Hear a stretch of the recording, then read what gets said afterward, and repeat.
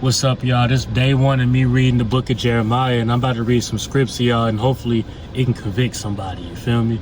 So at this point, God has told Jeremiah to go prophesy to your people because the Israelites is wicked, right? So, boom. I'm gonna read to y'all Jeremiah chapter 2, verse 19 through 23. Verse 19, thine own wickedness shall correct thee, and thy backsliding shall reprove thee. Know therefore and see that it is an evil thing and bitter that thou hast forsaken the Lord thy God, and that my fear is not in thee, saith the Lord God of hosts. Verse 20, for of old time I have broken thy yoke and burst thy bands, and thou saidst, I will not transgress, when upon every high hill and under every green tree thou wanderest playing the harlot. Hypocrites, man.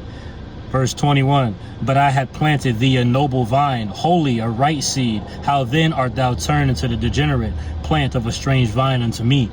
God said, now you unrecognizable, bro. But I made you to be holy. Verse 22, for thou wash thee with nitra and take thee much soap, yet thine iniquity is marked before me, saith the Lord God. You still dirty, you still dirty. Verse 23, how canst thou say, I am not polluted, I have not gone after Balaam? See thy way in the valley, know what thou hast done. Thou art a swift dromedary, traversing her ways. A dromedary is a one-hump camel, by the way, right? Now, verse 26 to 28, as the thief is ashamed when he is found, so is the house of Israel ashamed. They, their kings, their princes, and their priests, and their prophets, everybody, the whole lump.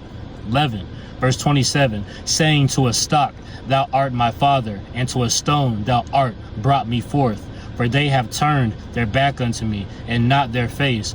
But in the time of their trouble, they will say, arise and save us. That's just idolatry right there, bro. Graven images. Now, lastly, verse 32 through verse 37. Jeremiah chapter 2, verse 32. Can a maid forget her ornaments, or a bride her attire? Yet my people have forgotten me days without number. 33. Why trimmest thou thy way to seek love? Therefore hast thou also taught the wicked ones thy ways. Don't trim your ways to seek love or acceptance, right? Verse 34, also in thy skirts is found the blood of the souls of the poor innocents. I have not found it by secret search, but upon all these.